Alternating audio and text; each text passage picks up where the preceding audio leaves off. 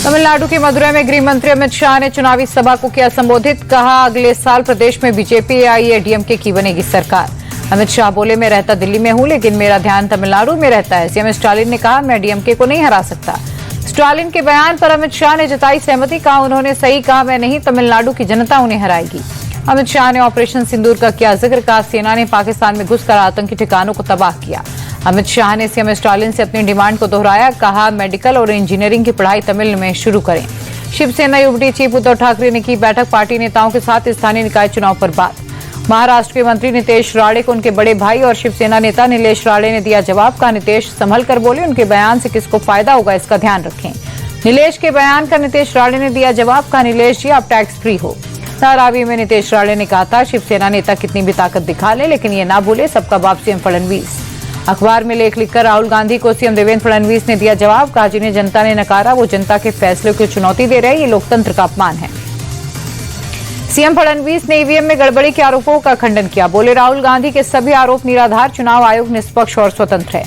राहुल गांधी को लेकर सीएम फडणवीस ने दी सलाह। का, राहुल हार का दोष चुनाव प्रणाली पर ना बढ़े, लोकतंत्र में हार जीत का फैसला जनता करती है।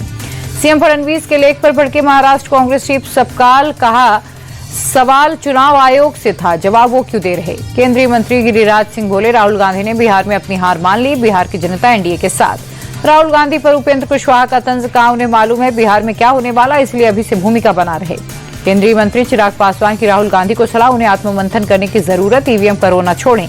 केंद्रीय मंत्री नित्यानंद राय बोले, राहुल गांधी को खुद पता नहीं होता वे क्या बोलते हैं। केंद्रीय मंत्री प्रहलाद जोशी बोले, राहुल गांधी को ऐसी मूर्खतापूर्ण बात नहीं कहनी चाहिए, उनकी पार्टी भी कई जगहों पर चुनाव जीतती है। एनसीपी शरद गुट की नेता सुप्रिया सुले बोली, राहुल ने इसीलिए लेख लिखा क्योंकि चुनाव आयोग ने उनके सवाल के जवाब नहीं दिए।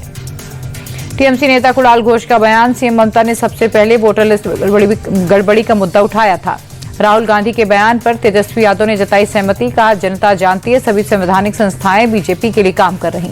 तेजस्वी यादव बोले, बिहार की जनता बदलाव चाहती है, महागठबंधन एक साथ है, इसमें कोई भ्रम नहीं। जेडीयू एमएलसी संजय सिंह बोले, जनसुराज श्री प्रशांत किशोर व्यवसायी हैं, वो जनता को ठगने बिहार आए। बिहार के आरा में केंद्रीय मंत्री चिराग पासवान की जनसभा। कहा, जनता तय करे मैं विधानसभा चुनाव लड़ूं और किस सीट से लड़ूं। चिराग पासवान बोले, मैं एनडीए को मजबूती देने के लिए सभी 243 सीटों पर चिराग पासवान बनकर चुनाव लड़ूंगा। चिराग पासवान ने कांग्रेस पर निशाना साधा। कहा, जंगल राज के सिर्फ आरजेडी नहीं, कांग्रेस भी जिम्मेदार। चिराग के ऐलान पर बोले, जनसुराज श्री प्रशांत किशोर कौन कितनी सीटों पर चुनाव लड़ेगा, जनता को कोई मतलब नहीं। प्रशांत किशोर की चिराग पासवान से मांग, बच्चों को शिक्षा कैसे मिलेगी, पलायन और भ्रष्टाचार कैसे रोकेंगे, ये बताएं।